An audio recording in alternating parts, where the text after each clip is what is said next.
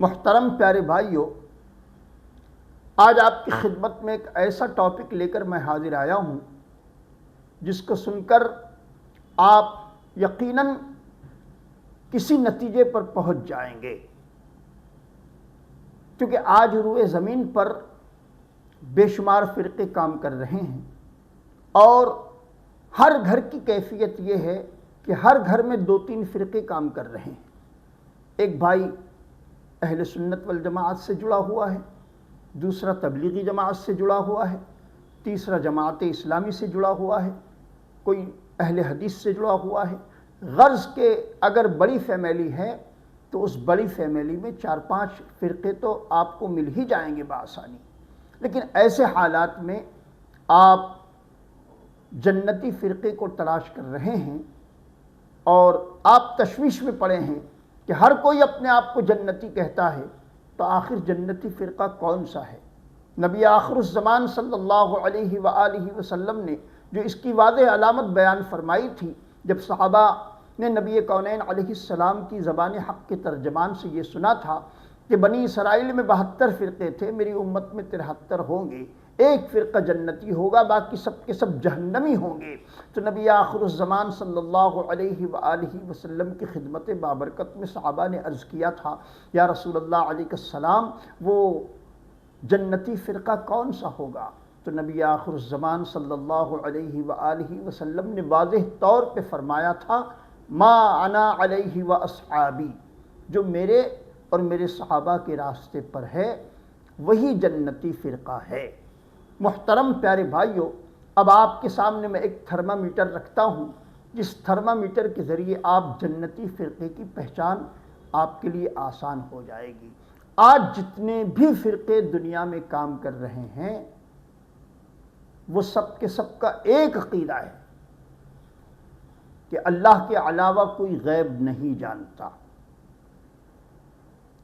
لیکن ایک فرقہ ایسا ہے جو اہل سنت والجماعت کے نام سے جانا جاتا ہے اور اس وقت دنیا اس کو بریلوی مکتبہ فکر کے نام سے جانتی ہے۔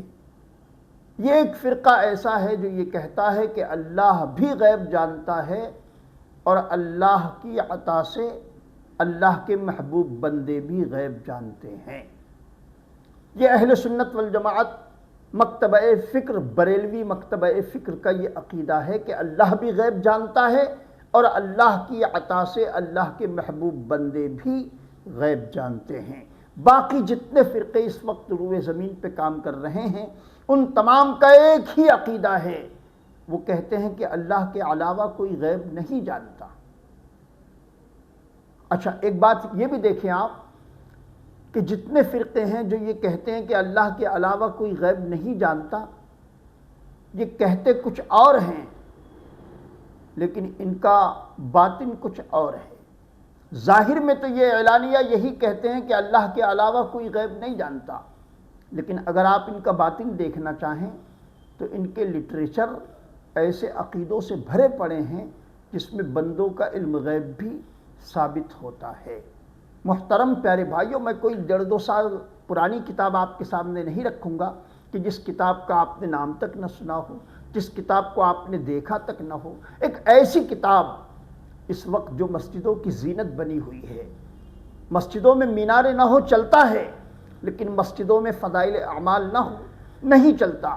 آج وہی فضائل اعمال جو تبلیغی جماعت کی درسی کتاب ہے، اس درسی کتاب میں مولانا زکریا نے بندوں کے علم غیب کے واقعات اس قدر بھر دیے ہیں کہ وہاں آدمی تشویش میں پڑ جاتا ہے کہ ایک طرف تو ہم بڑے بڑے عالمی اجتماعات میں یہ سنتے آئے ہیں کہ اللہ کے علاوہ کوئی غیب نہیں جانتا، اور تبلیغی جماعت کی درسی کتاب فضائل اعمال میں بندوں کے علم غیب کے واقعات بھرے پڑے ہیں۔ آخر تبلیغی جماعت کا ظاہر کچھ اور ہے، باطن کچھ اور ہے۔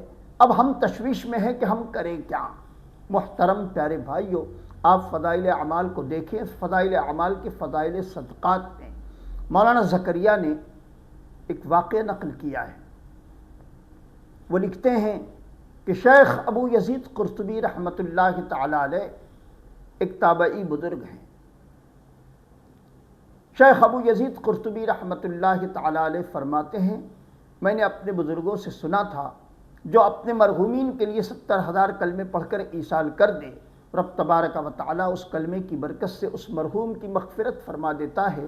تو میں نے یہی سوچ کر اپنے تمام رشتہ داروں کے نام 70,000 کلمے پڑھ کے ایصال کرنے کی نیت سے رکھے تھے کہ جیسے ہی ان کا انتقال ہو تو میں ان کو کلمہ ایصال کر دوں۔ شیخ ابو یزید قرطبی فرماتے ہیں میرے پڑوس میں ایک صاحب کشف نوجوان رہتا تھا۔ صاحب کشف اس کو کہتے ہیں جو جنت اور دوزخ کے احوال جانتا ہو، جو لوگوں کے خطرات سے باخبر ہو، جو لوگوں کے ذاتی معاملات جس پر منکشف ہوں۔ محترم پیارے بھائیو، شیخ ابو یزید قرطبی فرماتے ہیں اس نوجوان کو میں نے گزرتا ہوا دیکھا، میں کھانا کھا رہا تھا، میں نے ایک آواز دی، اے میرے بھائی آؤ میرے دسترخوان پر بیٹھ کر چند لقمے تناول کر لو۔ شیخ ابو یزید قرطبی فرماتے میں نے آواز دی تو وہ نوجوان دوڑا ہوا میرے گھر آیا اور میرے ساتھ دسترخوان پر بیٹھ کر کھانا کھانے لگا۔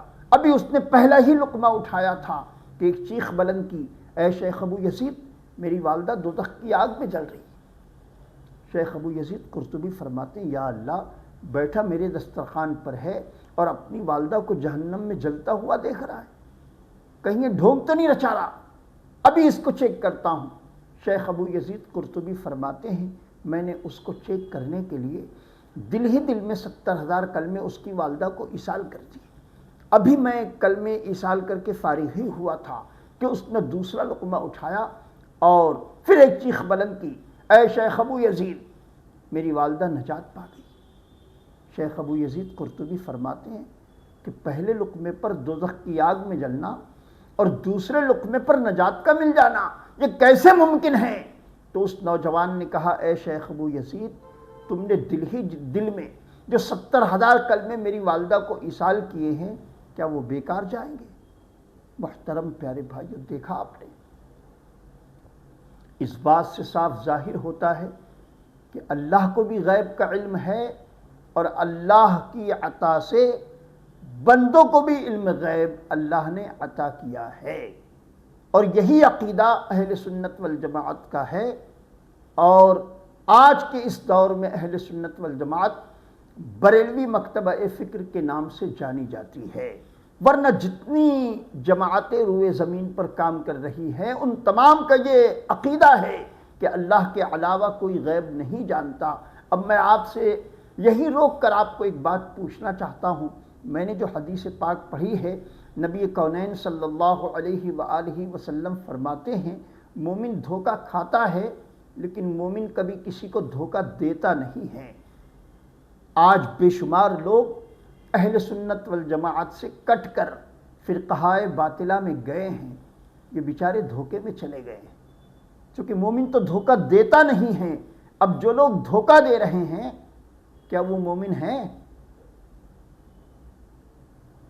بولیے، جو دھوکہ دے رہے ہیں کیا وہ مومن ہیں؟ نبی نے تو واضح طور پہ بیان کر دیا کہ مومن دھوکہ کھاتا ہے لیکن مومن کبھی دھوکہ دیتا نہیں ہے۔